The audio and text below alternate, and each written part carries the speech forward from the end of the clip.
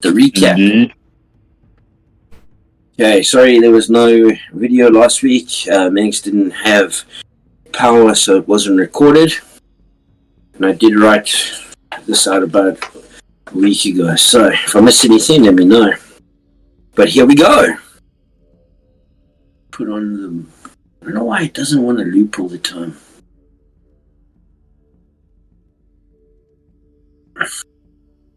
Loop, damn you.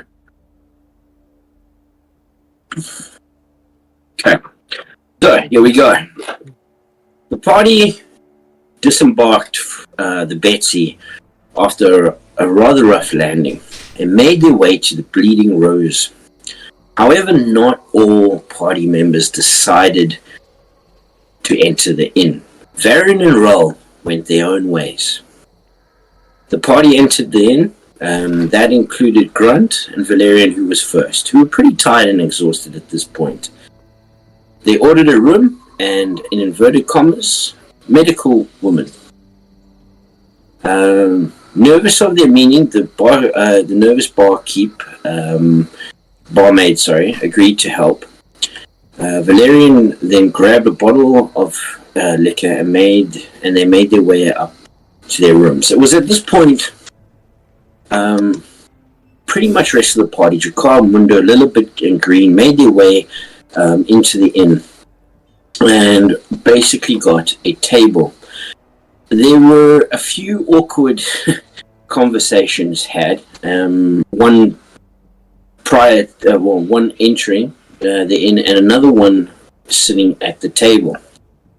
The confused barmaid then made her way basically to the kitchen, and you guys had a conversation between you guys. At this point, the chandeliers started to rock. No, not yet. It's at this point we joined Rol, making his way to the Druid's Tower, the highest point in the town. Rol knocked on the door, and an elderly gentleman greeted him through the second floor, kind of floorboards kind of word. Through a conversation, Rol gained access to the roof and basically walked his way, which was fucking crazy, up onto the top of it. It's at this point, through meditation and thought, Rol reflected, accessing his memories. Rol began to make connections between these memories and decided to stay a while longer and ponder more. It's at this point we meet up with Varen, who also went his own way, and went looking for something that he needed. He met a cutthroat, dark-skinned pirate called Corin, who was the captain of the Black Slate. He himself was called Corin Slate. Through a conversation they had, Varen purchased what he was looking for, his wares, and packed and sealed into a little box. He then made his way off of the Black Slate and made his way back to the Bleeding Rose. So at this point we joined the rest of the party at the table. Raimundo called the nervous waitress over, barmaid, when she delivered the food. Raimundo and the group asked her questions, mainly Mundo, about ways to make money and how successful the harbour and shipping town is. A little worried, she explained and left to retrieve Varen and Grunt's medical ladies. It's at this point we join Rol again, who kind of fixes the rest of the roof tiles for Thelanis and returns to the ground. The Druid and Rol shared a word as he left back for the inn. Raimundo stands and walks to the entrance of the Bleeding Rose.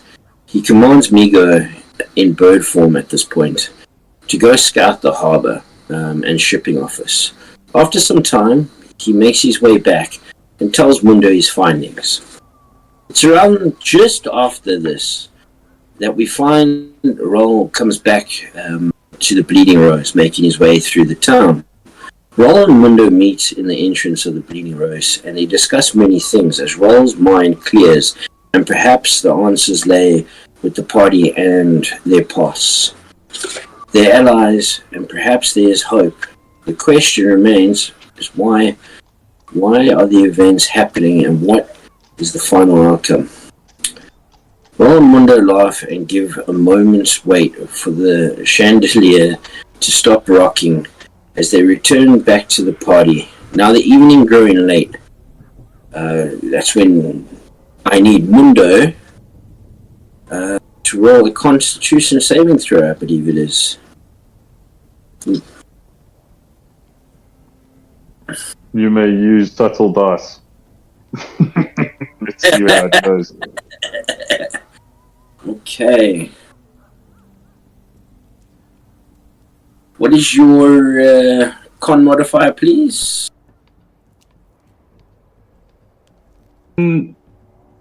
So it's a saving throw, eh? Yes, your Constitution saving modifier. +4. Not bad. You need a decent roll on this.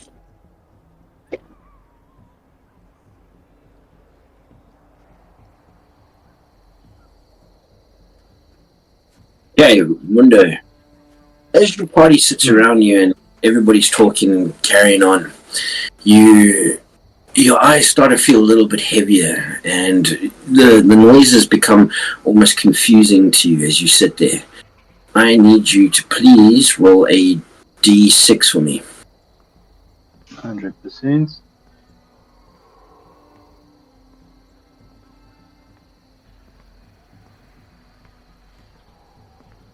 That is a 3.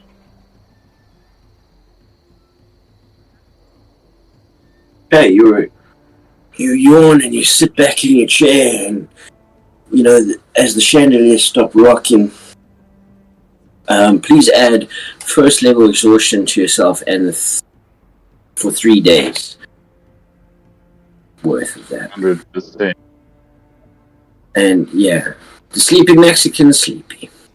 And it's at that point as Raimundo lets out a massive kind of yawn that we join back to what remains of the party sitting at the table, minus Valerian and Grunt. It's at that point I ask you guys, what are you doing?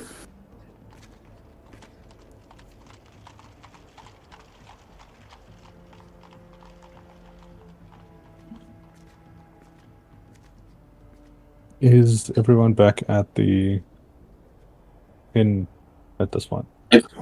Everybody's there, minus Grunt and Valerian, who have already checked into their own room. Zzz.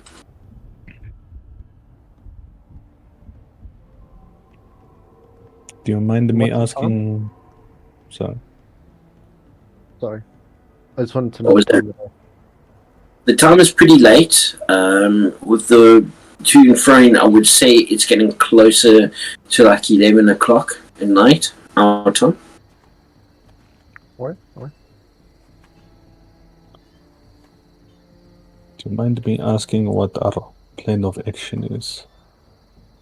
Do we plan to be here a few days, or just for the evening?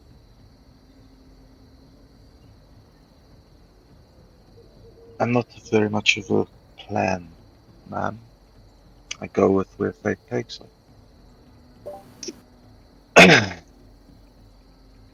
Well, I don't think it'll be best to stay. Because there's many different things that need to be done, and we have very small amounts of money at the moment. So, we need to maybe do something that can make us some money. You'll see me put my thumb up. Do we know if this rot is behind us? Or does it still dwell somewhere that we need to go take care of? There are still many nexuses of this thing.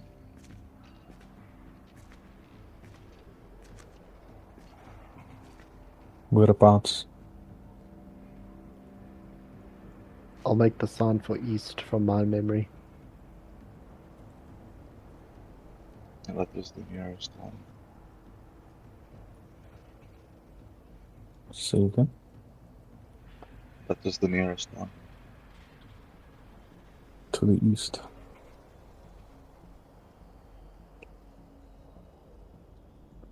Yeah. Never a restful moment. Are you okay?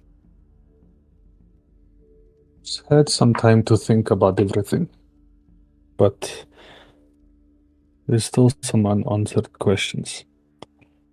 And I feel that the only way to get the answers is to go and scout out or interact with that army that left the monastery, headed towards Greymont.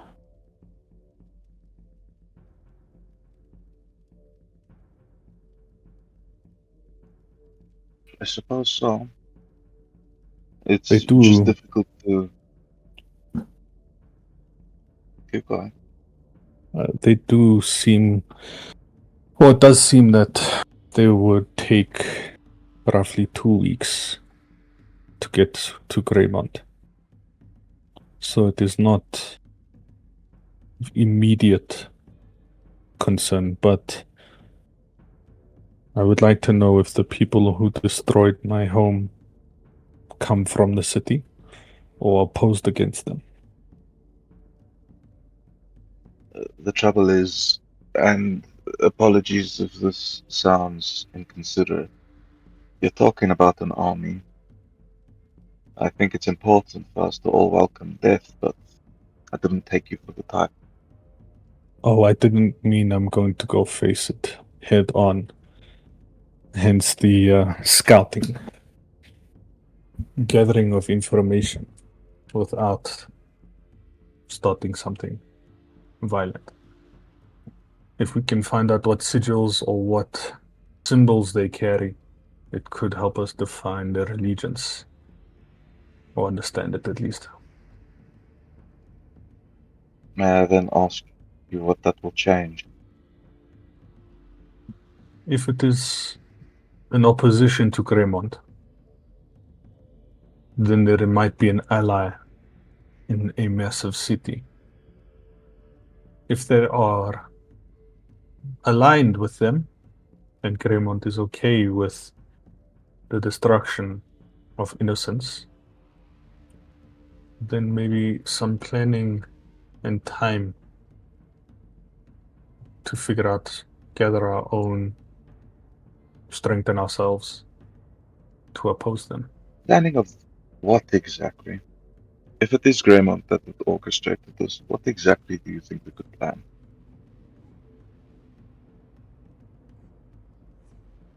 Well, sorry to interrupt here, but I think last night's festivities have scrambled my brain a little bit. But this is a tiny bit of wisdom that I'll give that I have left. But you say there's an army that's making its way to Greymont. We don't know if it is from Greymont. But if it is going to take some time for them to get there, should we not maybe beat them to Greymont? So if it is someone that's going to attack, we can warn them. But if it is Greymont themselves, would they not be short of quite a big army? So we might have a little bit of an upper hand. In taking on a city that has what exactly lost part of its army? We don't need to take on the whole city. We just take on leaders of the city. A bit of a stealth mission.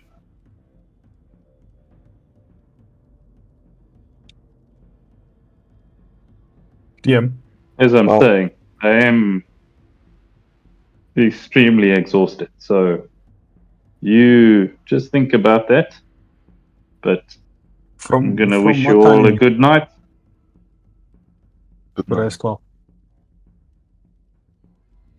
From what I could see, at least, if they oppose Greymont, they would not stand a chance. An army that small compared to a city that large, there would be no winning. Unless they obviously had tricks up their sleeves. But that then begs, if they're aligned with them, why would they go and destroy a monastery?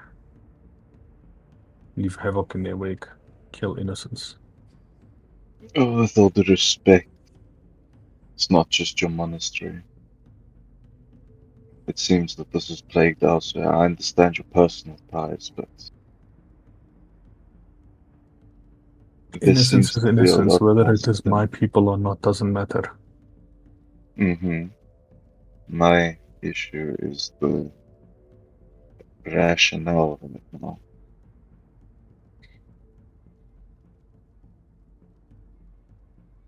That's why I think something like a scouting point of view rather than interaction or a fight is better. Is a logical point. Gather of information.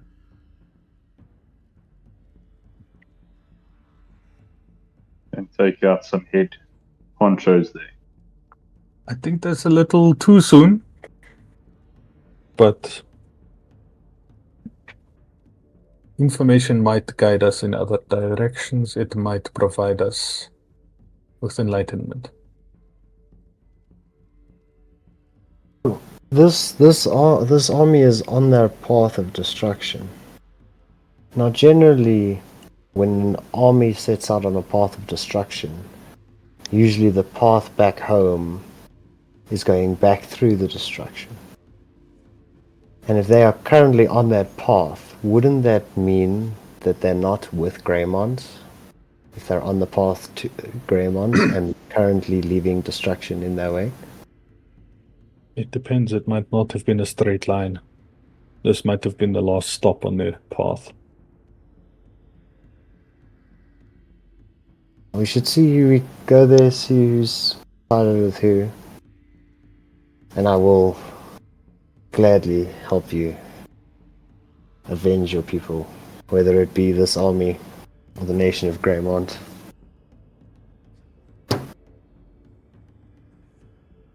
I appreciate it. I do not want us to go in heavy-headed and start an attack. I think rather gathering of information could be helpful. But like we said, there is more of this rot that seems to reside, as far as we know, to the east. What is more of a pressing matter? Is it something that can be dealt with? Is it growing? Is it shrinking?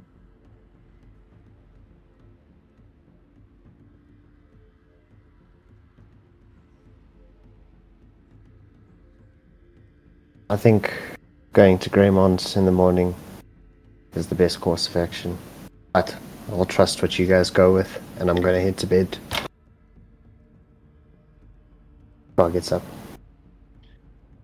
and goes to bed. Yeah. I'll also get up, give the thumbs up. So, scouting mission, take out the big guys, steal their gold. 100%. Good night. I mean, make my way. Oh, not Z to that. Yeah.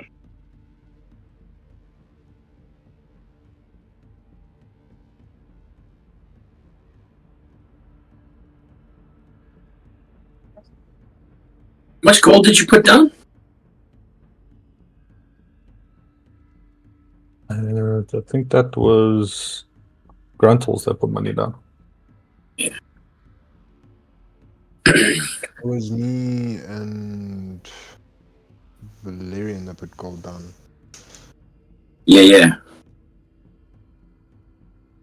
I don't know. Okay.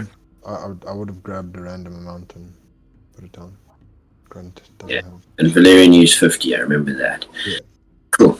So, pretty much your keys. Like 10 or 15 out of my Yeah. inventory. It was a considerable amount of coin for you guys staying at the inn.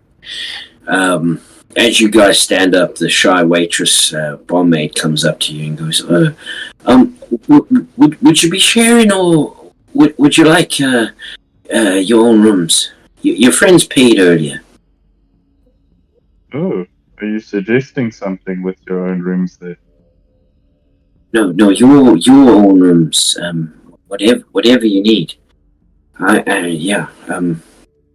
can bring you a medical woman. I think that's what your friends called them. I'm just gonna chuckle, put my hand on her shoulder. I just need to sleep. Just point me in a direction to a bed, please. Same Up here. the stairs. Yours will be the third room on the right, and you, my big friend, will be the fourth. Thank you. Guides. Thank you. The others at the table will give you it.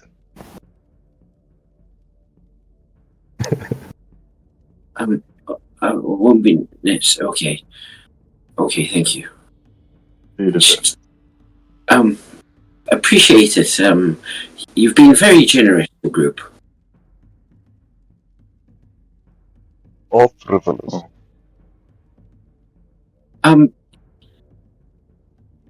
Or generous. You know, we're humble people here.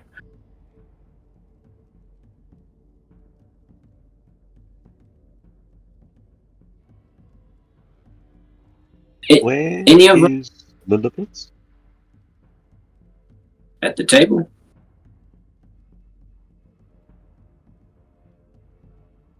Well, we appreciate your welcomeness.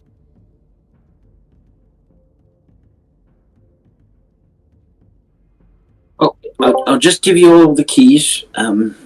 Basically, we'd only have 1 or 2 rooms left, so here you go. Would any of you like a wake-up call in the morning? Is there anything I can do for you? I'd appreciate that, thanks. What time would you like to wake up, love? Sunrise. I will be there. No problem. A gentle knock on the door? Sure. No problem. And the rest of you? No, thank you. Yeah.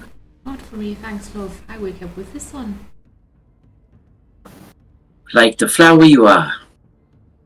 Oh, thank you. Oh, wake me up crack of dawn as well, please. No problem. So just a little bit before your friend here with the, I think they're mushrooms?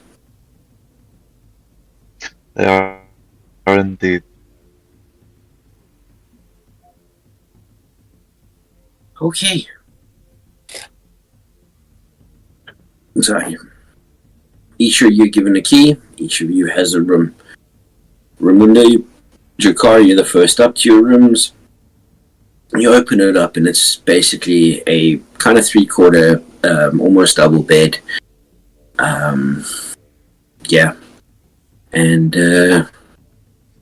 basically a wash station, some linen, what you would find in a keep of this magnitude. Yeah, just face first with all my clothes on, hat on, everything. Just pass out straight. Same. Everybody follow? Yes, I'll follow Yeah. to my own room. Yeah. Yeah. And roll Yeah, roll will head up. as you all go to bed. As the moon reaches higher in the evening sky. Raimundo, please roll a wisdom saving throw for me.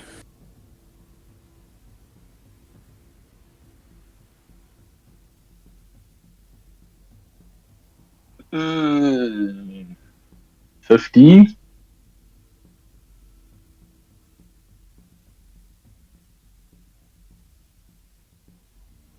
But I've got Noted. disadvantage on Ability checks. ability check. Okay.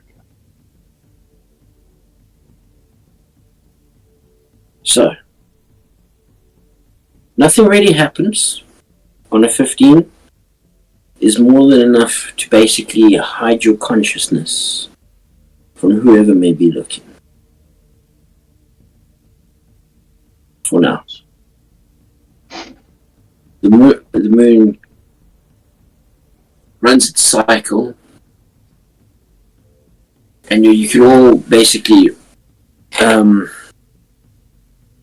mark off a long rest at all the spell slots, your feats, everything to add your HP. And the first to be woken up was Drakkar. You hear a knock on the door, a firm one.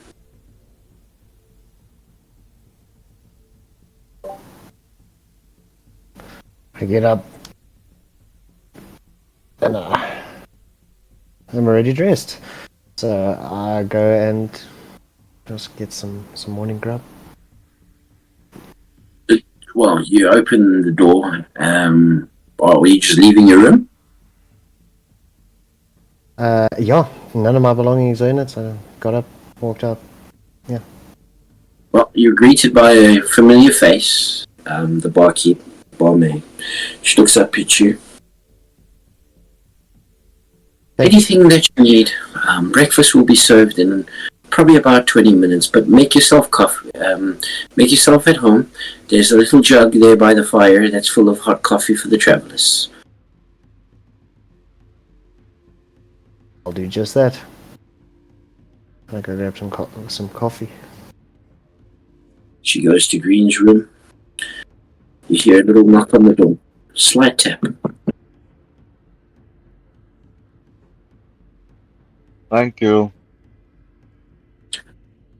No problem. And you hear her put a tray down, well, like a little, like the sound of a saucer and a cup gets put onto the floor. You hear footsteps. I will get dressed and then see if this is a cup of tea. Roll a nature check for me. The nature is like my jam. You know that? Right there, and there it is. Oh, it's maybe not my jam. That's horrific. Hey, 18. 18. How would you go about discerning if it was tea or not? Would you taste it? Would you smell it? Would you hover your hand over it? Quick sniff to see if it's one of the tamer teas or one of the darker teas. So just a quick sniff before a sip. If it smells a bit off, I won't take a sip yet. As you pick up the saucer and you give it your sniff test, swirl it around and take in the aromas. You can smell the wildness like it is being fresh. It's very natural with a very kind of soft blend to it. Underneath, a little note that reads in kind of cute handwriting from the barmaid. And it kind of just reads, picked by our druid, hope you enjoy. A little smiley face.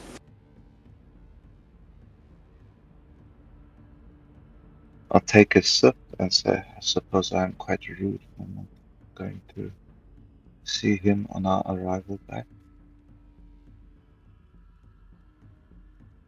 You take your sip, and it is refreshing, like the sun kind of beaming through the windows and hitting you. It feels like sunshine. It tastes remarkably better than it smells. It's a very mild blend, but very refreshing. And you can taste on the back of your buds a hint of like citrus.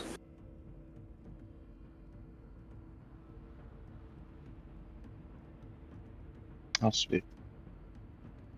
I'll sip my tea, go down, and then join the car. You should do. Sun kind of peeking through the cracks in the windows. I believe those were the only ones that asked to be woken up. The rest will wake up accordingly.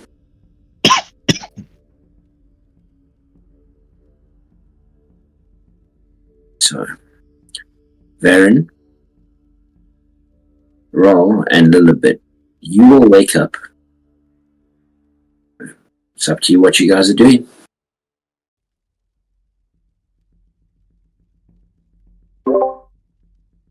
Is there like a wash basin or something in the rooms?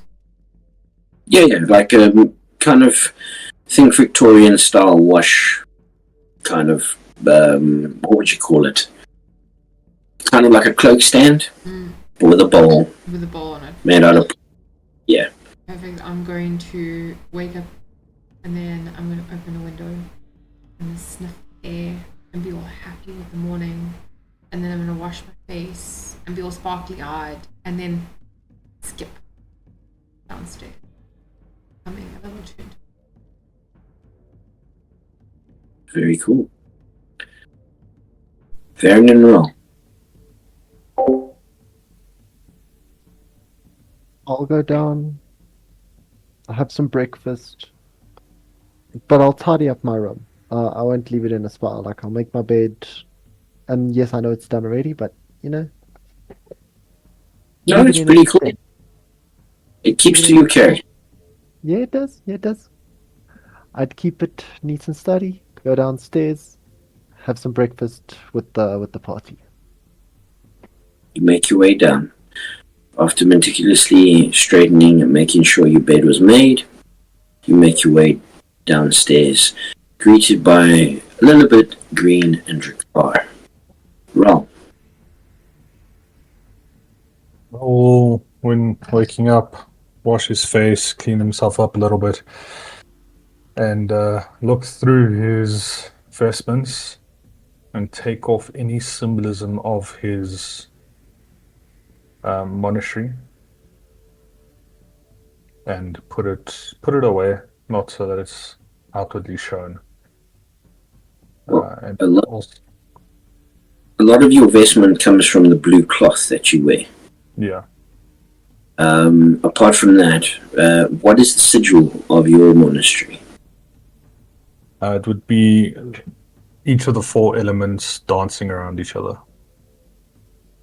Okay. Kind of rip off your patch, take away your cuffs, and the little sigils that are like leather bound onto the side of your shoes, or should I say, what would a monk be wearing? Almost like slops. Well, for the most part, he's usually barefoot unless he's inside a city. Then he'll be wearing something similar to like slops. Yeah, something that covers his feet. But for this purpose now, he's no longer covering it. He's taking off the slops, letting his feet out, taking off, like keeping his hood down, and he's going to spend a little bit of time with his tinkerer tools and unstitching the most part of the sleeves so it comes up to the shoulder. So that Very his arms cool. are bare. I'm actually going to award you a point of inspiration because you were actually going in above and changing your character's look. And I really dig that you do it. And I think that would take a bit of time. It Could would. have been It takes you a better part of an hour and a half because of the very ornate way that you guys make your clothing, all done in house. Part of your meditation processes. And then tidy up the room once I'm done. Leave it as clean as I got it. And eventually make my way downstairs. Okay. So we agree, call it an hour and a half? Yep. Okay. In that hour and a half, Raimundo, would you wake up? No. Mundo's still fucking. He's gonna sleep for as long as he possibly can. Kind of open your eyes as the sun hits your face, and I would say Just pretty much fucking close. hard into the blanket. Yeah, that's it. Not today, Lynch. And then I need you to give me another Constitution saving throw. Wisdom saving throw for me. Wisdom. Yeah.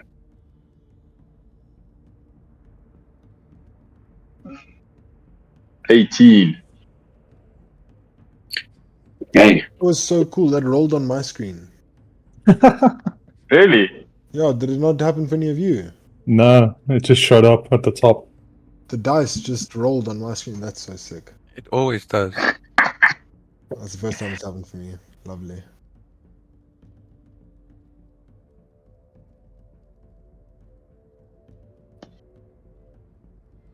Okay. Valerian, would you carry on sleeping? Your exhaustion off? Yeah, I think pretty much almost till lunchtime. Okay. Good to know. So if it's crack of dawn, that'll be about 6 o'clock. 7, 8, 9. So, yeah, another 6 hours for you. 6, 7 hours. Gruntles? Mm-mm. I'm the same as Raymundo, if not worse, bro. I'm gonna. You're like, fuck this. Yep. Blanket overhead? Just fucking out. The rest of the party congregate around your table. You are served by the meek waitress / barmaid. Is this all that is coming down today? Some of you did look tired.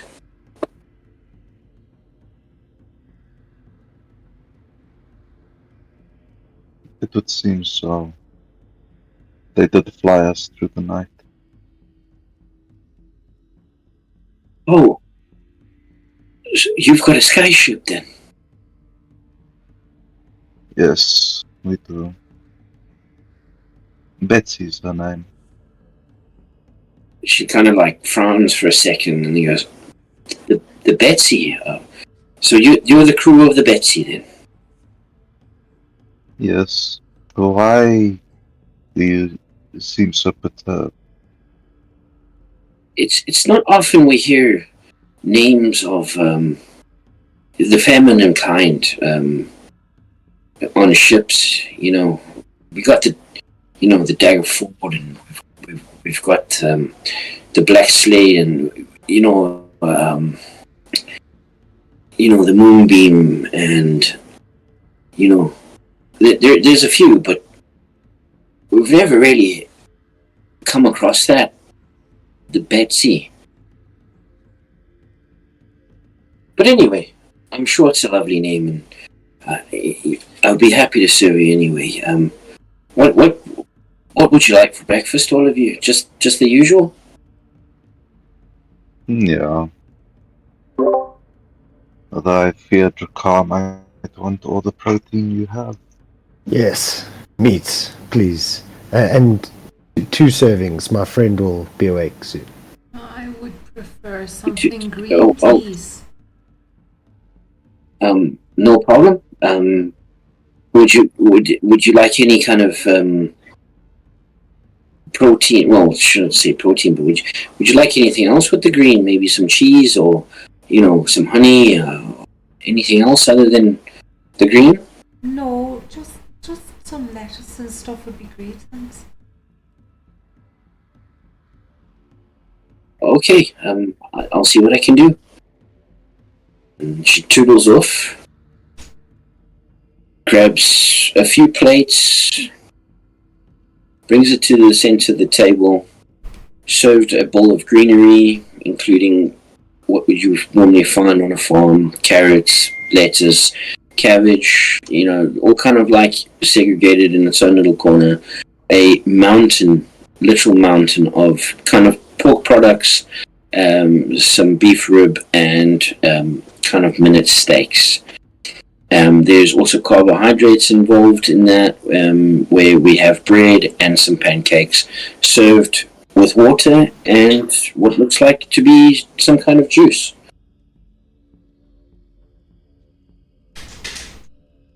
Drakar makes himself a pancake and steak wrap and starts chowing.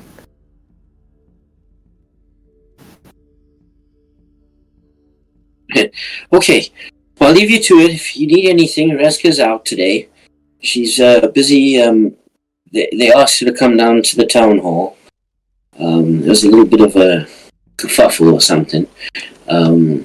She's quite strong, so. But yeah, anyway, it'll just be me here today. So if you need anything, let me know. What kind of kerfuffle? I'm not sure. One of the kind of how would you say it? Scribes came along and just asked her if she could be brought to the hall, which is of course next to the shipping office. Oh, thank you. Oh, thank you, love.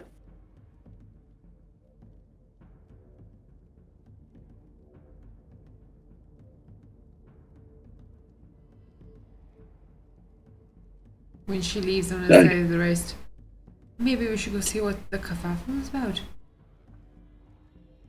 I'm a thumbs up and stand up. I'll eat your breakfast first. I'll sit down.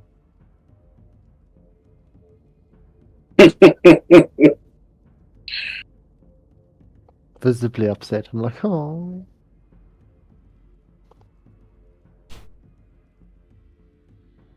And I'll proceed to eat my breakfast.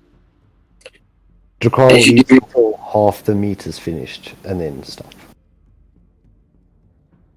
Well, I would say, I don't know, take you about 45 minutes to enjoy. You still haven't been greeted by any of your other party members. As far as you know, they're all asleep in their beds.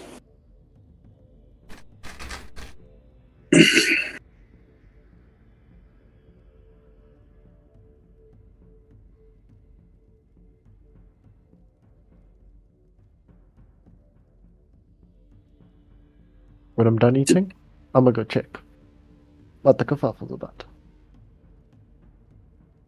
Well, you guys finish your food. There's still half a bowl of meat, and there's still a bunch of carbs and, a little few lettuce leaves left. So at that point, Varen, you stand up. What is the party doing at this stage? Yeah, we might as well go wake the others up.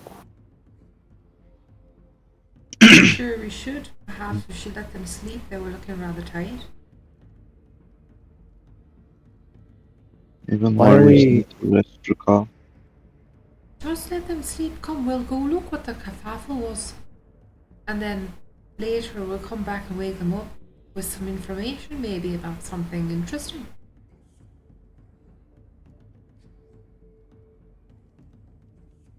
Tell Yeah, you what, why not? we'll leave a message with the barmaid, keep lady, that we have gone to go and have a look there next to the shipping yard, and then tell her to tell anyone else that wakes up where to find us. That way, either way, whether they sleep or not, they know where we are. Or we could just tell them to leave the message, meet us at the Betsy, and then if they're not there when we go back, we go to the Betsy. Or that. Plan. Sounds like a plan. Well, come on then, and I'm gonna shoot him. Yeah. I make my way to the barkeep. What can I do for you, big fella? If any of the others wake up before we get back, could you just please tell them to meet us at the Betsy? That would be a pleasure. Thank you. Now walk back to the party. Let's go.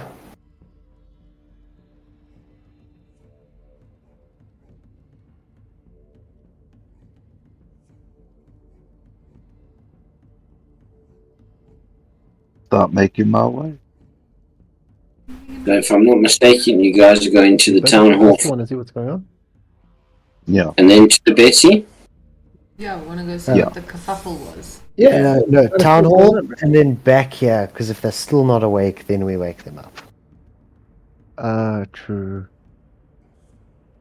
And then to the Betsy.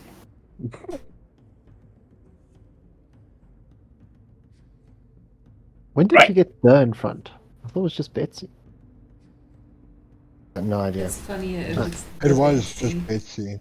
No. Her name is Not- Betsy. Yeah, not the Betsy. It's the Betsy until Grunts hears us say it, and then Yeah. it's not the Yeah. Betsy anymore. True, actually, true. The barkeep's so lucky I wasn't awake. I could just imagine. Hands would have been thrown, bro. It. Bitch, don't you assume the gender of my shit? Oh God. Right. You guys leave the tavern. Varen, Lilibet, Green, and Ricard, and make your way down to the town hall. It's not a very far walk, as it's pretty much just basically the next building over. It does sit on the harbour, with basically a very small, only about 3 to 4 foot.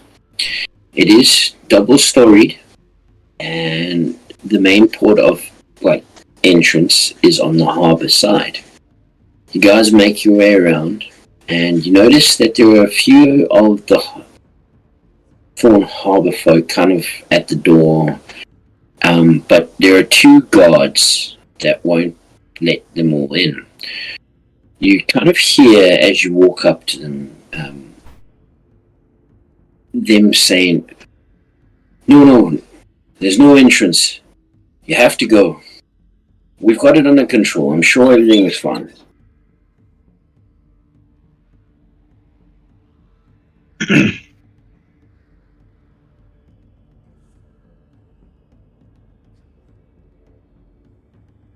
Well, seems like they've got it sorted. Are these people standing outside, like close to us, or are they inside? There's a group of people from the harbour town that are standing just on the outside of the building. They're not being allowed in by these 2 guards. The 2 guards standing at the double doors in front are saying, Don't worry, we've got it sorted. The governor will, she'll look after us, don't worry. I'm gonna join the crowd. I'm just gonna kind of slot in. I'm gonna look for. Roll a stealth check.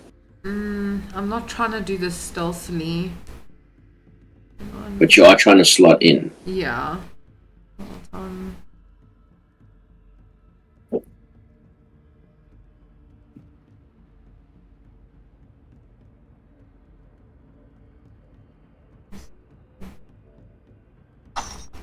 Stealthy am I? A 4. No stealthy at all. It was 4. Your stealth is 4. Yeah. Pretty bad. Is this a subtle roll, or is this you rolled a 4? No, I rolled a 4. Straight up, no subtle roll about it. You see, as you make your way up to the kind of and mingle your way into the crowd, the 2 guards kind of pay attention to you, but don't act on anything. I'm looking for someone that looks gossipy, or like a nosy neighbor would look. I don't want to kind of stand next to them and go. Roll perception. Perception. Oh, it was much better. 22. Though most of these people are pretty much nosy and are basically the neighborhood watch kind of people. You do notice that there is one shorter, mixed, not completely white, not dark, but kind of mixed race. Curly Creole here, standing there, and she's going, "No, you tell us now. We want to know what's going on." I'm gonna stand right next to her and say, "So, what's going on then?"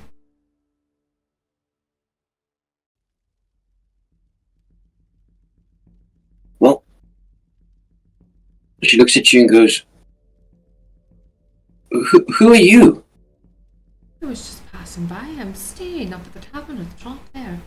Heard some kerfuffle went on, I hear. Well, apparently, this morning, I just have to get my note out here quickly. Where are you?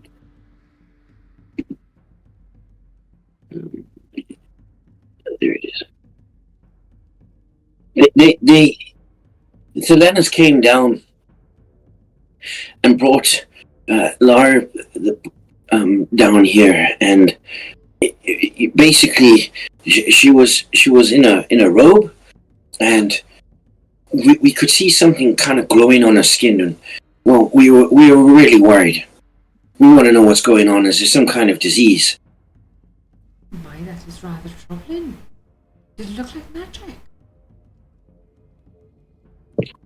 I'm not quite sure. Like, that's why we're here. We're trying to find out.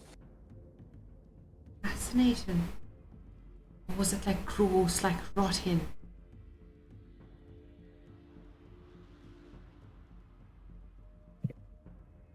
I wouldn't say gross, but what we saw, it was glowing through the very cloth she was wearing.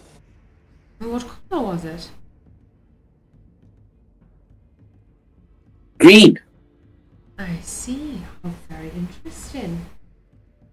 I'm going to just smile and like slowly edge my way out the crowd then. And go and find the party.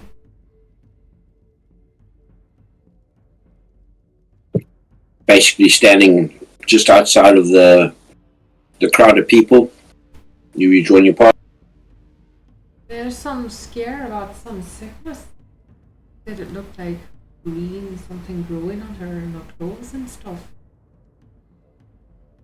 Maybe you could use your big muscles to go and ask them. They don't seem to be one of giving any answers to anyone else out here. I'm gonna poke the cause. That's what I was.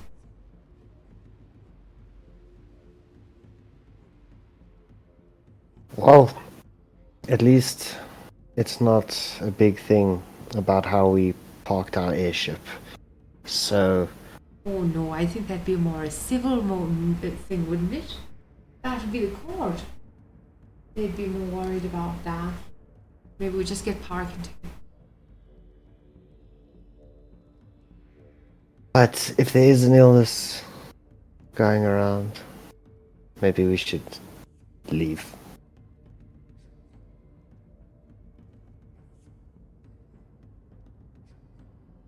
My thumb will go up as you say that. I'm gonna So, hesitate. never heard of a glowing illness. I'm gonna hesitate before we leave. Like agonizing over it a little bit, but I'll leave. Do you have disease curing magic? I've got magic, yes, but I don't really know what the problem is there. Yeah, no, but you can't heal an illness with fireball. You have disease curing magic, because then we might be able to assist them. But if it's not a disease and it's magic, do you have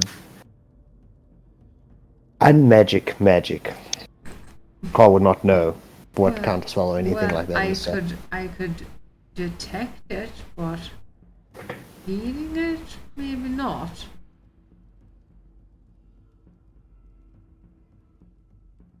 How far can your detect magic reach? Can we check from here? Let's touch. No, hang on. Yes. No, 30 feet. How far, just from an eye view, is the building from us? By any chance? The crowd and the guards are about 30 feet to the door.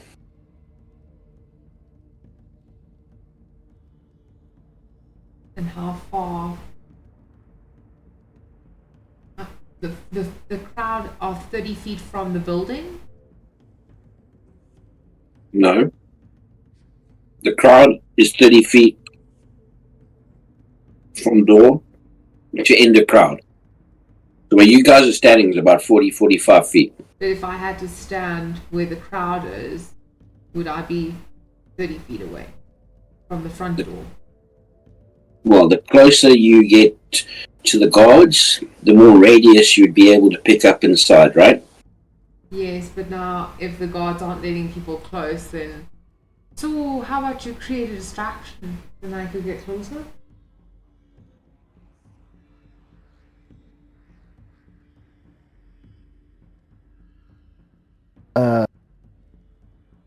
My distractions either involve blood or arm wrestling. Why would you challenge the guard to an arm wrestle then?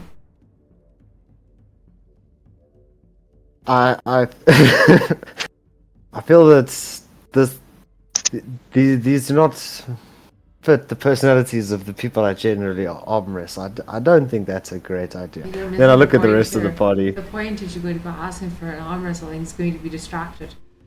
Which gives me a reason to get closer. You see? Come, and I'm just going to take you by your finger and just like pull you. I was just thinking. Are you walking though? The answer no. Yeah, he is. Is he? but Okay, he's I'm going to still keep upset. walking. Am I close enough to the guards to start conversing with him, DM? Do you want to get close enough to the Yeah, guards? I'm walking towards them. Yeah. You make your way through the crowd. It's easy enough. It's not the biggest crowd like I described. It's, kind of patched. You make your way to the front. As I'm walking towards, there's like stairs or something, or is it just straight? Straight in, first floor. I'm gonna just keep walking. So I say, excuse me. My friend over here says that he's much stronger than you and he challenges you to an arm wrestle, sir. You can't turn down an arm wrestle challenge where he's from. And I'm gonna pull the car forward, like push in there. And while I'm doing that, I'm gonna pass to take poison and disease. Well, who's first? Okay. A few things happening here. First, roll a deception check.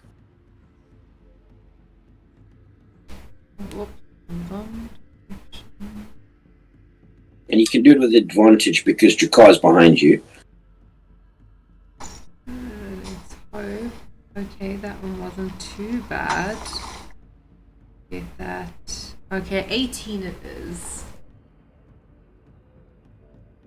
18 is enough. Looks at you, believes what you're saying. You can see him kind of like, looks up at your car. Sorry, lad.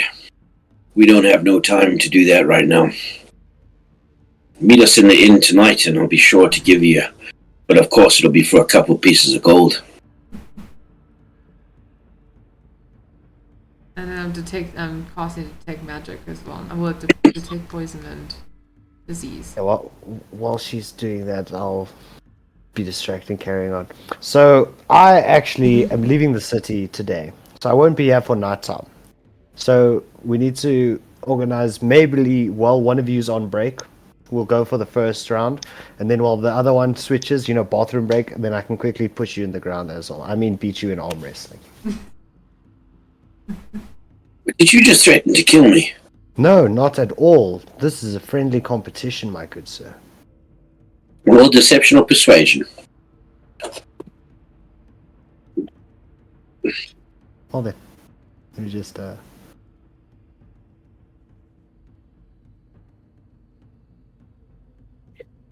That's an 11.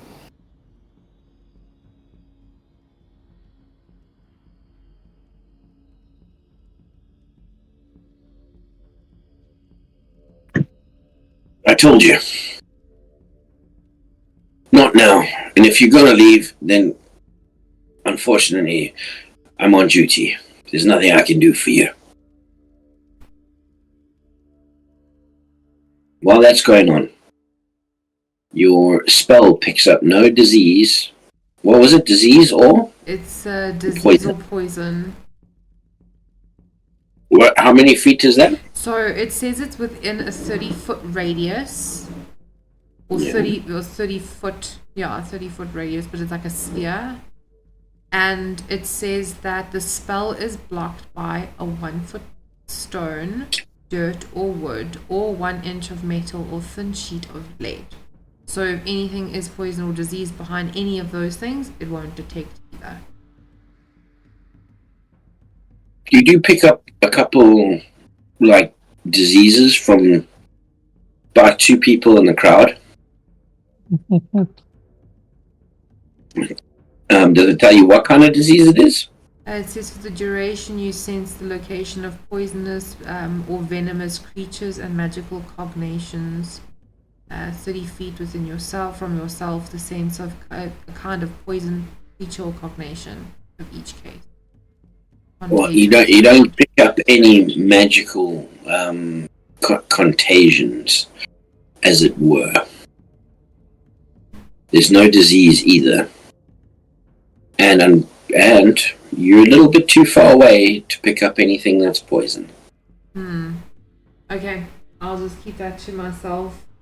And obviously, once I've detected what I needed to, and obviously the car's not winning, I'm going to say, okay, well then, you're just going to have to sit there and know that you turned down an arm challenge, and that's frowned upon. Coward. And I'm going to walk away. Drakkar is also walking away. How long does the spell last for? It lasts for 10 minutes. Well, this is going to get interesting. Are you concentrating on it? Yes, yeah. So you're going to use the spell to its full.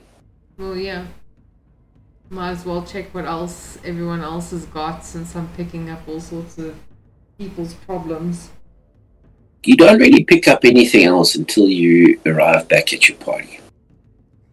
With a 10-minute timer, you notice that Varen pings.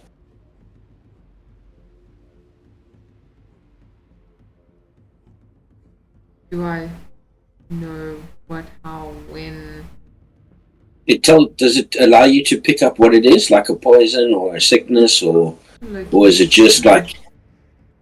No, this is detect, I guess. So I guess I wouldn't know exactly what it is. You sense the kind of poison, creature, contagion in each case. So maybe to a point, I guess I'd leave it up to DM's discretion.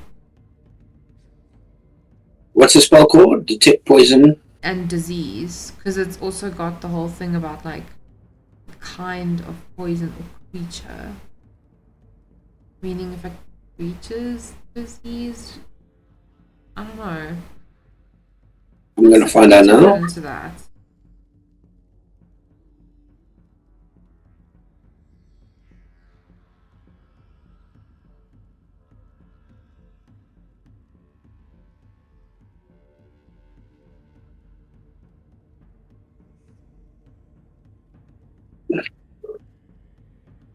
Right. So it says, yes, the detect poison and disease spell, often referred to as detect poison, can detect poison in a vial, provided the vial is within 30 feet and not hidden by any specific barriers. How thick is the barrier that it needs to be? 1 foot, yeah? It's a foot of stone, dirt, or wood, but it's an inch of metal or thin sheet of lead. Okay, then you would not pick up anything. Okay. Sweet. Right, and you go back to your party. Yeah, with nothing to report. There's nothing in there.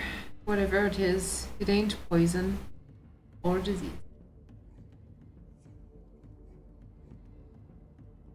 Those two guards look really scared though. Yeah, Jakar's just got like his hand on his forehead. Can we go now? Yes, and you did fabulously, don't worry. As you guys, I'll leave you there with Jakar and his hand on his forehead, ready to go. Well, it's about this time that you're hour and a half. You don your uniform and you make your way downstairs, where the barkeep. Oh, sorry, love. Your friend said meet them at the Betsy or the Betsy. Your ship. I appreciate it, thank you. It's no problem. Do you have any small pieces of food I can take with me as I travel? What's your appetite for? I'll look down at myself. Does it seem cliche if I say carrots? She laughs. Not at all. If that's what you want, that's what I'll get you. Thank you so much.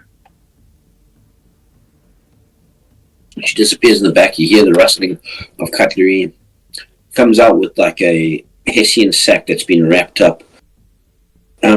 So I've given you your carrots, and we make a fine kind of like bread here. I put a little bit of something on it, a bit of butter and some cheese, and something that I like to make, and that's carrot cake. I appreciate it. Thank you for your kindness. Thank you for everything you've done here. I'll put 1 gold on the counter. That's not necessary, but it's always appreciated. Enjoy the rest of your day. And I'll grab the bundle and head outside. Start walking towards where we dock the Betsy. Right, as you leave, do you go towards the market or do you cut past the town hall? Where on here did we dock? Up in the top right. Did we dock all the way up there? Yeah. Yeah, if nothing catches my attention, then I would be heading straight there. And I'll keep an eye out and an ear out for my companions. Again, I just need to know, would you go past the smaller of the 2 big trees, or would you go past the harbour?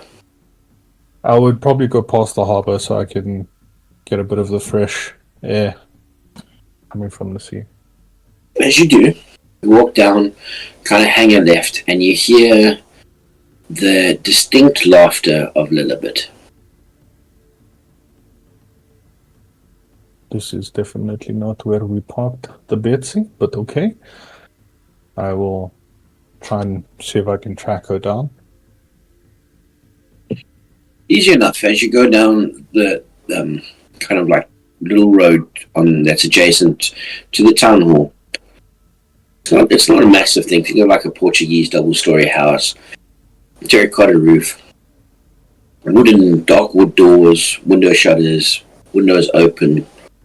There's a bit of a crowd in the front, and just off of that crowd is your companions, Jakar, Green, and Lilibet. Are they making their way towards me? They have started to, yes. Then I will wait for them to come to me. There's no need for me to walk there if we're going to be walking back up, so I'll wait for them. Moments pass, and the group is united. A busy morning, I see. Let's go wake up the others. And Jakar carries on walking. Why exactly were we at the town hall?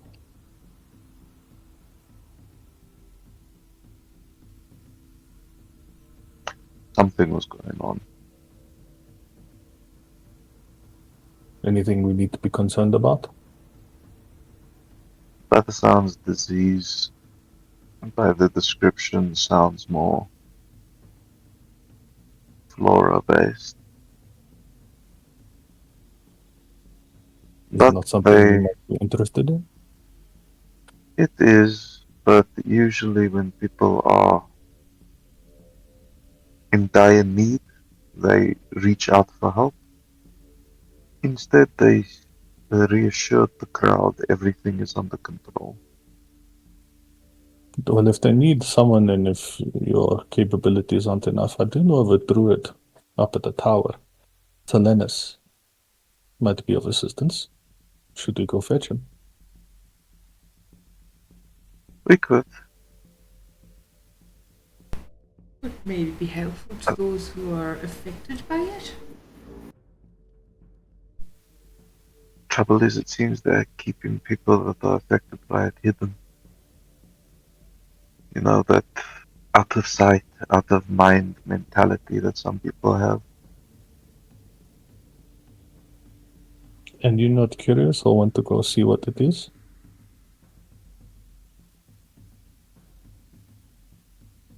Part of me isn't. I'm.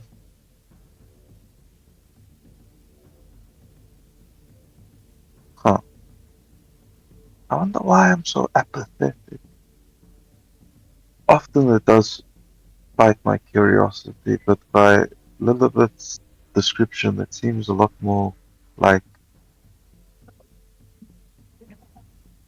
if I'm honest, it's.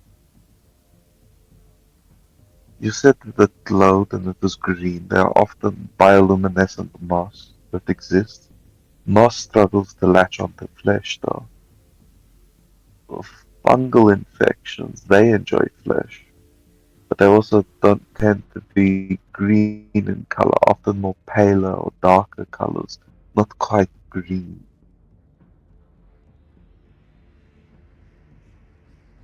So I think it could just be a misunderstanding from the people. Or maybe something suspicious is going on. But you did say you didn't detect any of the poisons or diseases, no? No, none at all. How far can you Fungal. detect? Within 30 feet. DM, Even the I know size of it's this better. building? Probably about 560 square feet. Do you not maybe think that you might have been out of reach? Oh my, do you think I did a terrible job? I'm so sorry. I joined a group and then I let you down. I'm so sorry. You've You're done right. nothing We should of totally the go sort. back and try You've from other done. angles. Take a breath. You've done nothing of the sort. You were in front of the building, correct? We're in the foyer, I guess. If they've got someone who is deceased, maybe they've put them in a room somewhere. Maybe they have a Looking up basement or an at attic. exactly. I've Looking never up at the had an building, attic, you but if I wanted said to hide a there sick were. person, I'd put it in an attic. DM, you said that there were some open windows on the second level. Yeah. Do they seem to be closely, like the window closely to each other, close to each other that are open, or is it randomly dotted throughout the building? Randomly dotted. You have one on the Bleeding Rose side, closest to the Rose, which would be the north side. There's two open on the west side, closest to the shipping office, and you haven't really seen the east side yet. There are none that are open on the front, including the doors. All doors are closed. If need be, I can go take a look. I can also try my approach of trying to gain entry. We can try both. I could Would you like the way to turn see into if yours something and works? sneak in myself. Could work. I can take If you you're both able- inside if you're able to transform yourselves. I can indeed. Something Okay. small, something light.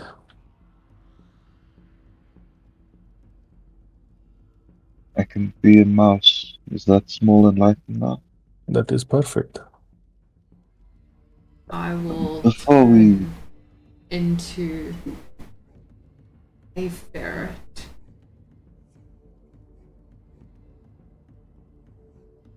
Before we try to break and enter, shall I see if we can gain permission by speaking to their hopeful rationalities?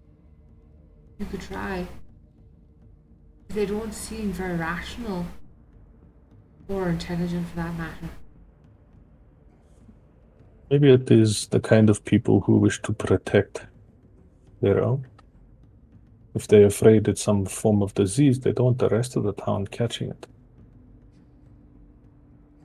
Is Mundo still sleeping? I think so. Yep. Mundo's not here. He tends to be the one that stops me with my normal discourse. So, be back in a jiffy. I'll approach the guards at the front.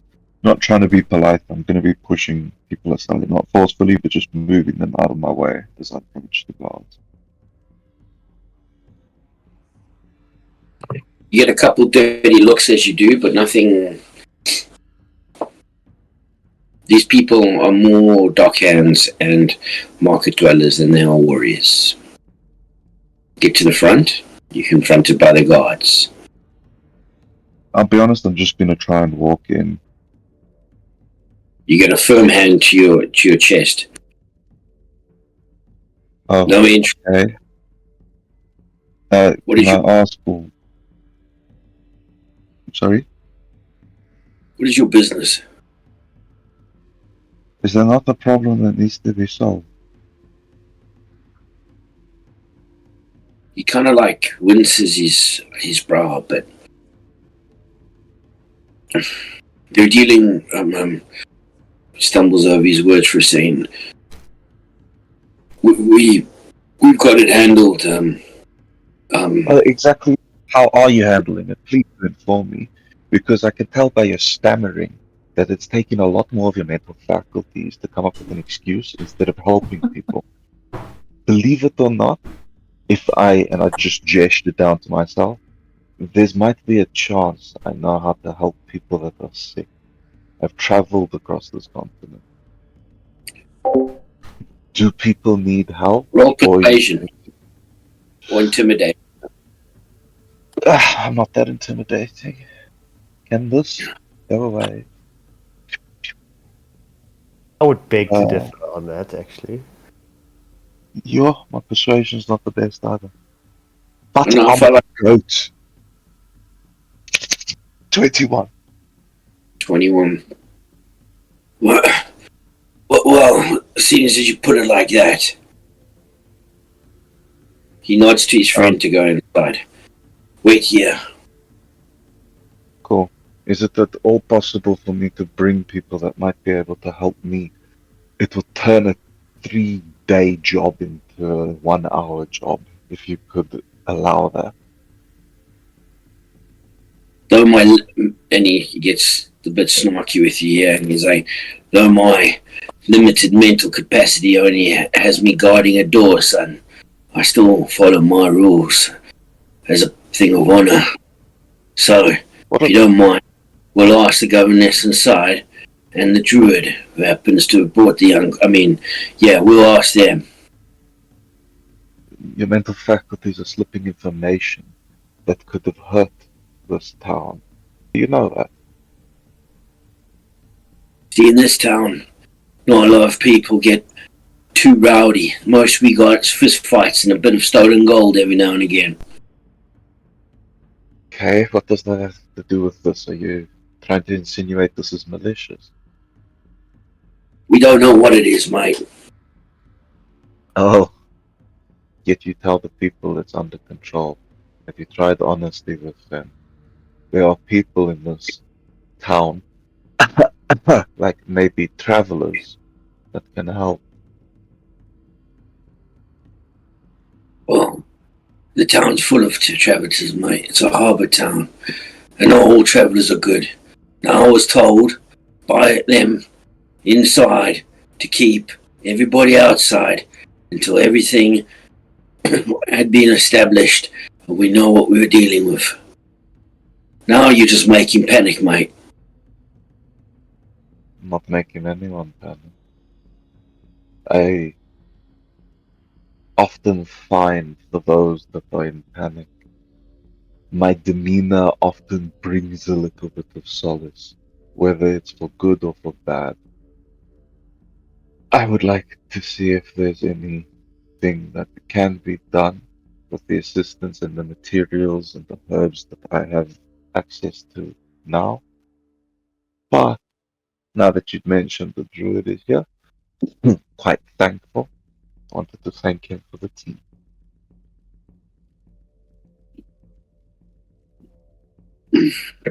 Alright. Well, let's wait for my fellow guard here, and then we'll see what the verdict is. It's not even a moment later that you hear two sets of footsteps come to the door. The door opens as the familiar face of the other guard stares at the other guard. He nods. In the kind of shadowy, dim-littered hallway, you see Thelanis with his long beard, balding head, and very short sides. Yeah, they say you can come in. Anything else you need to talk about, you talk about with the boss man over there. Thank you. I'll walk in, give my bowed head to the druid Thelanis. He bows back. Hello. Look, dear boy, how are you doing? Much better after that tea this morning. Much appreciated. You had some tea. That's fantastic. So, one thing that's a concern, my compatriots seem rather invested in this thing that is going on. By descriptions, it seems incredibly out of the ordinary. And, I'll be honest, I know the idea of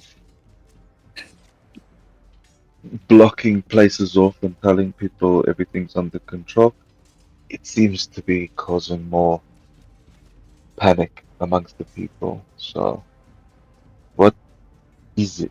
Is the patient's person that's hurt infected there?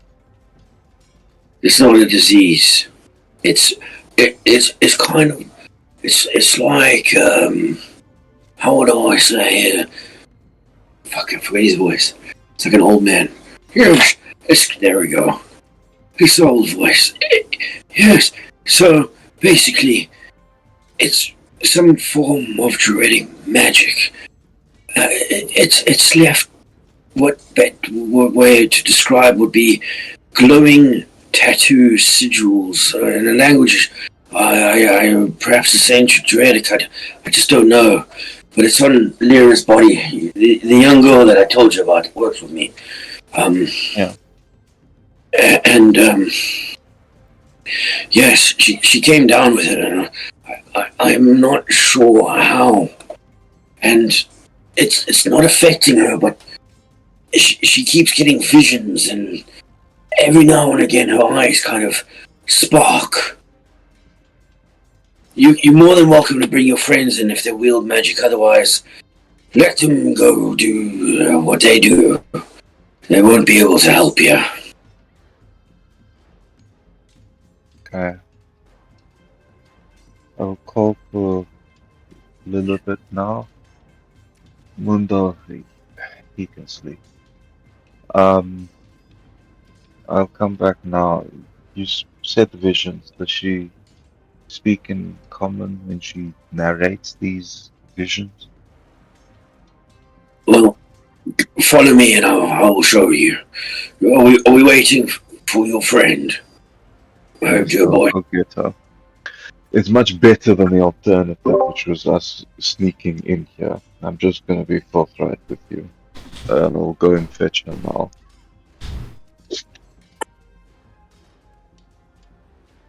You go out, meet your party, usher in a little bit, and the rest of them, No, I'll specify. They're not quite comfortable with non-arcane wielders coming in, so I'll just point at Drakar. You can arm wrestle, and then I'll point at Rel. Rel. Sorry. I've got a magic sword. Uh, Hold the flame tongue sword. It's not activated though. Yeah. So about that, Okay, I'll go wake up the rest. And he walks away. So. okay.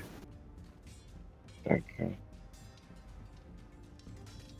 Lilibet, what is your experience with druidic magic and potential curses?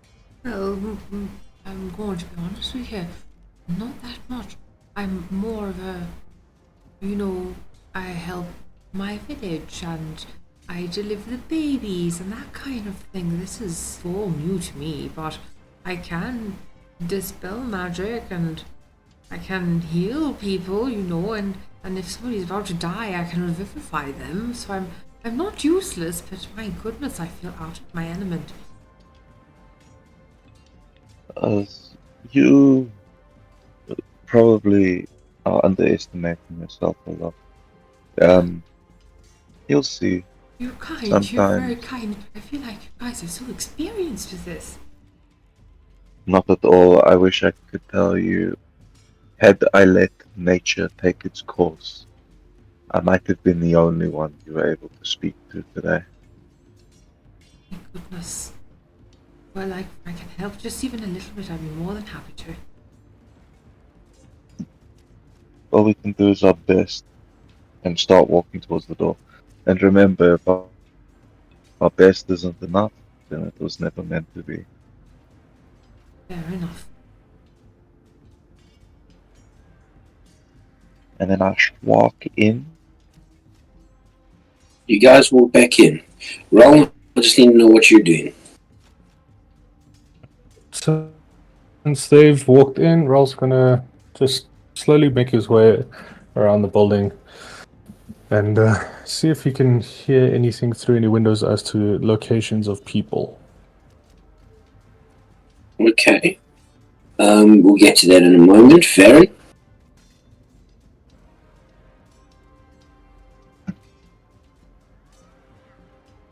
I'm just gonna watch what's going on. I'm just gonna sit here in the crowd and see what's going on. Okay. A little perception check for me.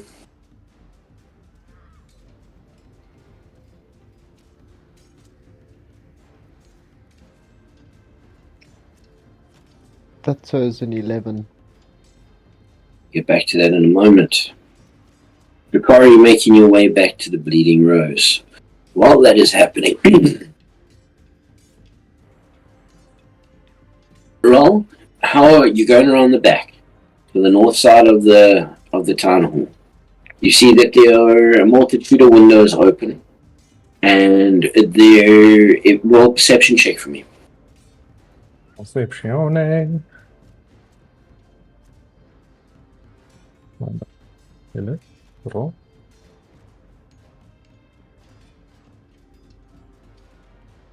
Don't forget, you have a lantern. I do. Need to. Sorry, D&D Beyond's being really weird. I will be using because it is a sound-based perception that I'm trying to make, not sight. So we'll be holding the lantern up in front of me, but casually, not like it's a man trying to use a lantern in the dark sort of thing, where he holds it outstretched. It's not Okay, rolling at all. I'm gonna roll on Okay. roll 20 then. 12 plus dirty 20. Dirty 20. You make your way around. You hear the echoes through the lantern to your ears. And you perceive that these people are in kind of the middle room upstairs, but on the east side.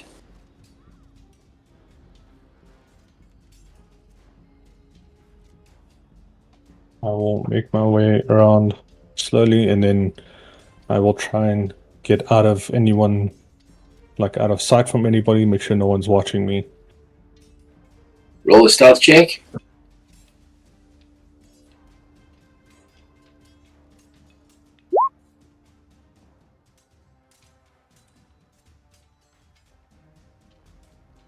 Inspiration.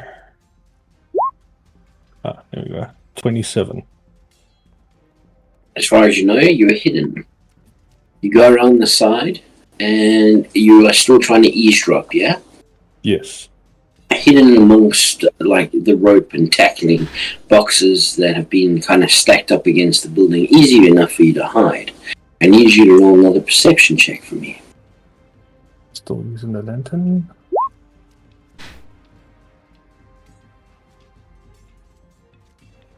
$21. Right. You'll be able to hear what goes on. So at that stage, I go back to Lilliput and Green. As you make your way back inside, you're greeted by Thelanis, who looks at you. Very good. Follow me. He leads you upstairs to the middle kind of east wing of the building. You pass by many old paintings of famous ships and people that you wouldn't recognize. You enter a room, and in that room, second,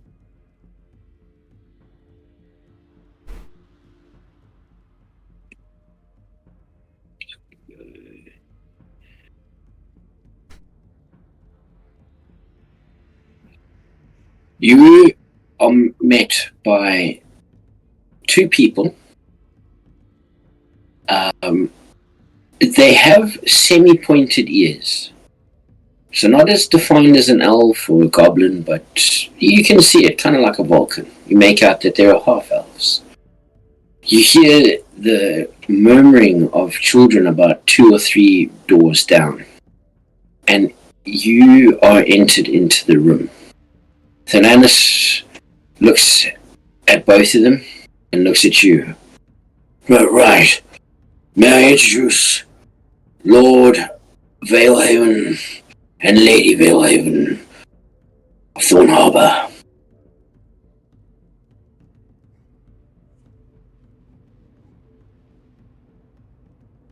Like a light little curtsy thing. Sitting down on a chair. Sorry, Green, continue. Oh no, I would just lightly bow my head. Your green style. Sitting on a chair. Thelanis. That is the governess. Lady Wooler. She looks at you. They all nod their head back. Centered in the room is a king-size bed, 4-poster. Lying there is a meek, very weak, sweating profusely female figure. You see etched into her skin, like a tattoo would be, but glowing, very strange symbols. She kind of like, for a moment, opens her eyes and they are emerald green, but almost to a point where they glow. Looks at you. She kind of fades in and out. Sweat drops down her brow. Well, you see, this is what we are dealing with. Thelanis goes to the bed and puts his hand over her head and kind of like, you see his brand of goldy green magic, kind of like as he's trying to take, doing whatever he can. Do what you can, if you don't mind. She's dear to my heart. I'm going to walk up to her and very tentatively take her hand and like cup it. I need you to roll a Constitution saving throw for me. Constitution. Actually, sorry, I need a Wisdom saving throw for me, please. What was her name? Lyra. Lyra. Lyra Pinehaven.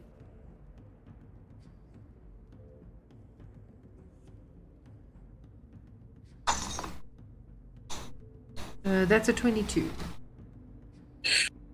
Good to know. Green, what are you doing? As moments before, Lilibet grabs her hand.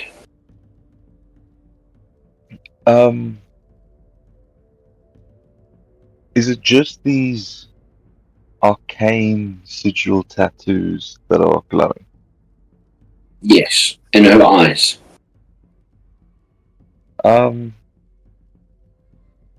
Have I seen these sorts of things before? Roll a history check. History. I've been rolling like a Chad today. 17. You have noticed these symbols before. One other time. Well, two other times. Once, many years ago, etched on a tree, there was a single kind of spiral, pretty much in your childhood growing up, when you were taken under the wing of a certain somebody. You popped it for a moment. More recently, though, you saw it in the book.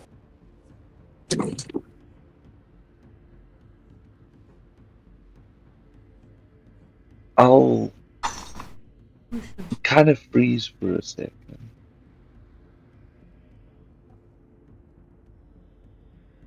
Do you believe this is killing her? No, but it's not like her. You know, she's very weak, and we don't know if it's killing her or making her stronger or sucking her life force. We don't know.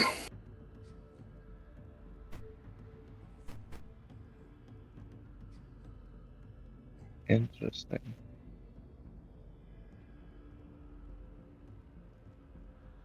Famine can beget life.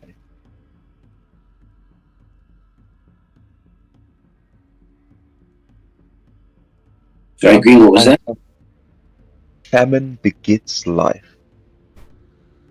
So I'm going to find somewhere to sit, and I'm gonna take out the druidic book and scroll through until I can see these symbols.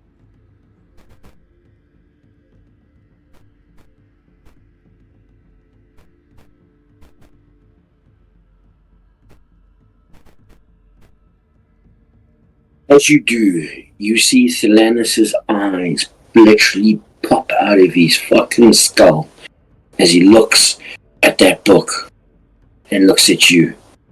He takes his hand away, it snaps immediately, and he wants to reach out for it, but he doesn't want to be. Where did you find? Where did you find that, Sonny? Buried and lost. And I'll gently push his hand away. These people don't often take well to those being known. So I will take to protecting this book. We can discuss later if you're intrigued by it. And mid-sentence, I need you to roll a wisdom saving throw for me too, please.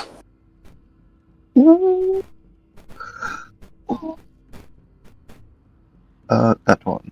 Jeez, Damien! I rolled like shit, but that's a 14.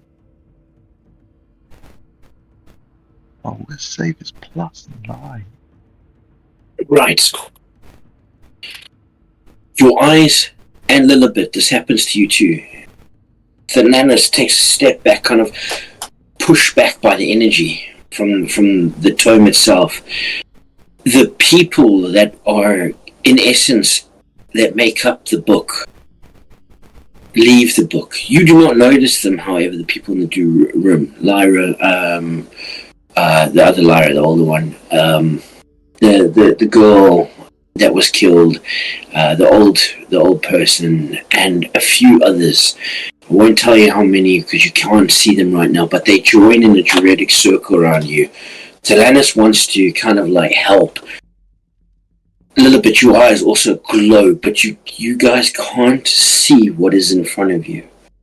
You are not there, but you do see Lyra Pinehaven on the bed.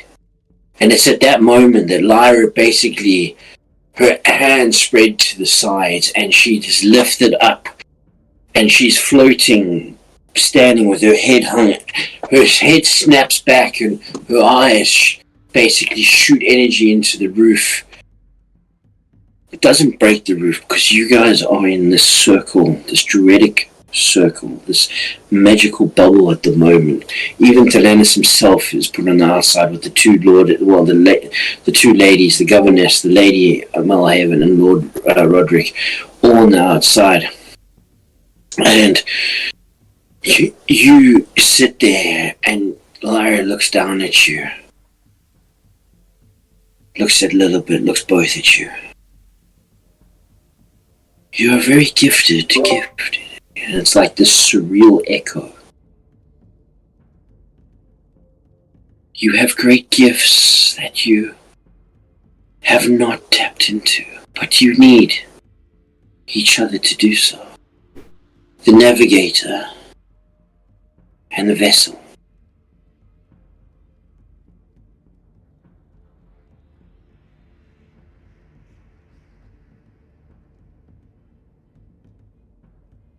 You see, she transcends kind of down. The bed, not there anymore. Still floating. Nature does not end. But it will mutate when it's older. When it's wounded. When the roots are broken, all worlds shall bleed. What was meant to return now, forever escapes forever. Even the oldest tree can fracture, but yet still endure. The wild does not ask permission. The veil was never meant to hold forever. Endless life still scars the world. The light still shines, but something is missing. She looks at you. She looks a little bit. When you understand what you possess, the fact that you can see, the fact that you can go through the very system of life itself, Green. Little bit. You'll be able to travel through that. The navigator and the traveler. See her kind of like blink her eyes.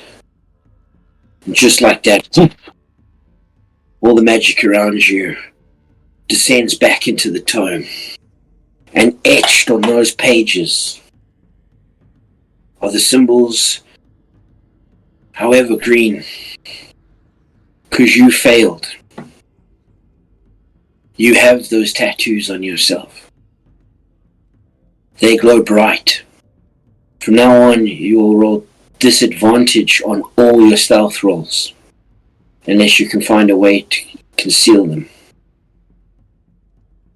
On top of that, you have advantage on all your nature and medicine checks. Until these tattoos leave. The same goes for you, Lilibet, except you find that you can turn yours on and off.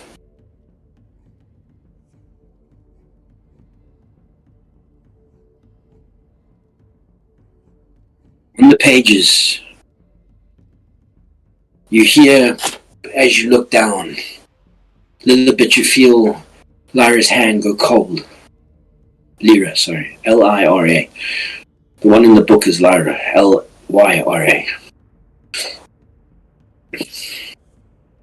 You feel her hand go cold. And you hear that as she takes her last breath. Is there anything you're going to do? I want to cast Revivify. I'm holding her hand. What does that look like? I'm gonna kind of get very upset when I feel like she's about to die, and I'm gonna start crying and I'm gonna say, "No, you can't leave just like that." And I'm gonna cast Revivify, which is touch, instantaneous. Touch a creature that has died within the last minute. The creature revives to 1 HP. This spell can't revive a creature that has died of old age, nor does it restore any missing body parts.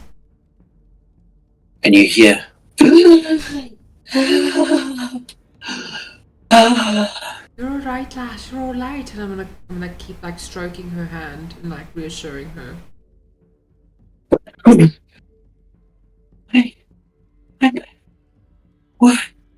What happened? You just went to the other side for a moment, but I got you back. Thank you. It's alright, lass, it's alright. Just stay calm and rest yourself. And as you're doing that wondrous work, Green, looking down at the page, the first symbol that you see is entitled The Broken Triskelion. A fractured threefold spiral. A traditional spiral, triple spiral, that one arm splintered or pulled outwards. The meaning is life, death, and rebirth disrupted. Natural cycles pushed beyond balance. Primal energy escaping its obtained flow. There are more if you care to carry on. I do not want to keep a book open too long in front of other people, so I will look through them later. I want to cast Healing Word on Lyra to make her better. Well, that healing.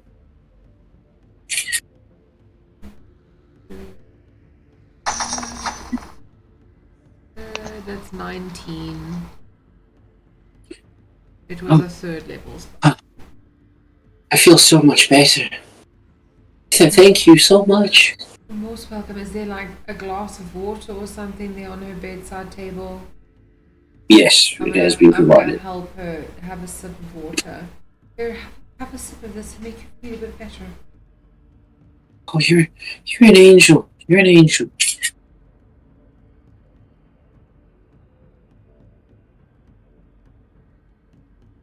And it's that point that we leave the eavesdropping realm. The little bit in the green as this has happened. Like Drakkar and Varen. Oh no, Varen, you're in the crowd. Varen, on the 11, you would have noticed that the crowd was getting very upset with everything that was going on. They kept pushing the guards around, and eventually the guards had to draw their weapons and tell them, listen, calm down and stay back. That's all you really pick up. Though in the corner of your eye, you do see the black slate. Okay. Thank you kindly. Drakkar.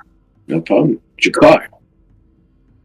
You make your way back to the Bleeding Rose where your friends are sleeping, sumbering. It's about, I would say, about 1 o'clock in the afternoon as Valerian, you start to kind of like open your eyes and, you both can minus an extra day of exhaustion off. Not to sit and harp on days of exhaustion. Remember yourself. So you should be down to 1.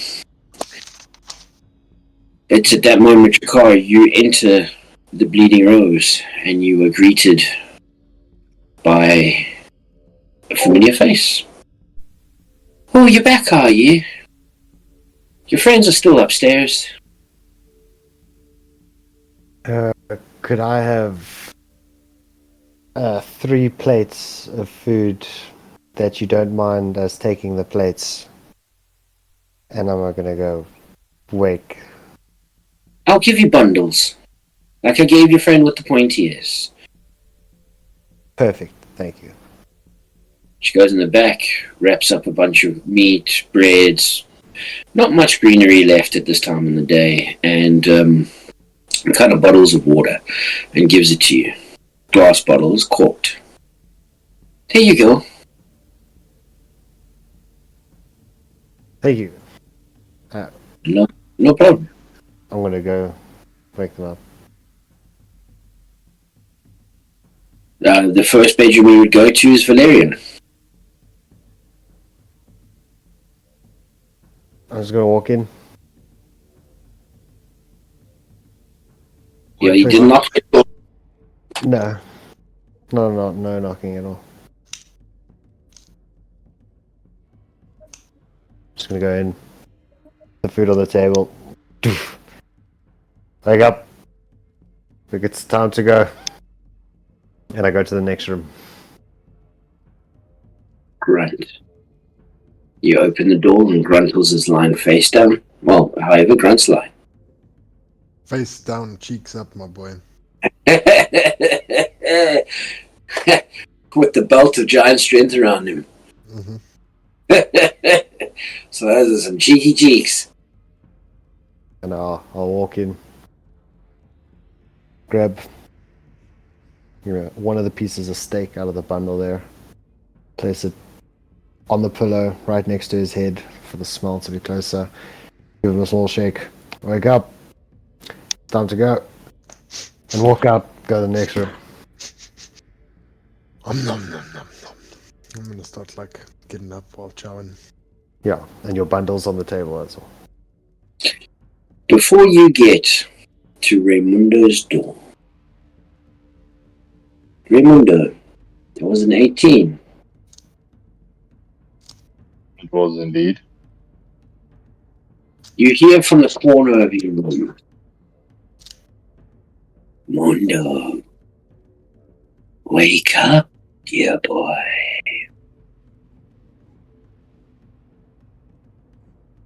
I'll slowly roll over from being face down and try to look at where this voice is coming from. Do you have dark vision? No. I do. Then you would see a greyed figure sitting in the corner. One that you recognize. Long dark hair and dark robes. We had a deal, Mundo. Very hard man to find.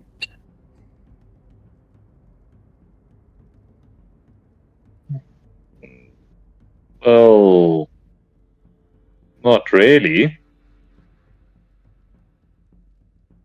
I've been here for days, and it took a significant amount to find you.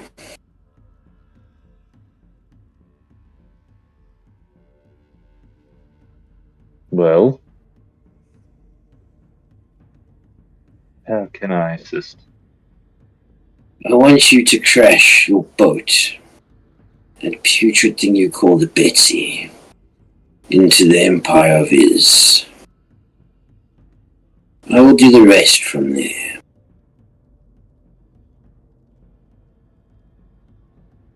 All right. This I can do. Mundo, let me warn you. If you don't do this on your next excursion, I will come back, and I won't be so friendly. I'll make sure it's done. And soon, Mundo. I don't want to be kept waiting. I will do my best. He stands up. Kind of stands against the wall. Make sure that you do, Mundo. You haven't let us down yet. And he takes a step back and vanishes into the wall as like a plume of dark smoke erupts in the door shape. And as quick as it appeared, it starts to kind of disappear. And at that exact moment, barging through the door, is a friend. Drakkar. I'll automatically like whip out my pistol and be like, just aiming. You just see me holding a bag of food and drink, freshly made. And You awake? And I hand you the bag. just take a big sigh and fucking land face first into the bed again. Holster the gun and just groan. Just be like, oh, thank you. And I'll grab the food, get up, and follow Drakkar. Sweet. And actually, sorry, Drakkar, carry on. Sweet. We'll wait for the others at the bottom.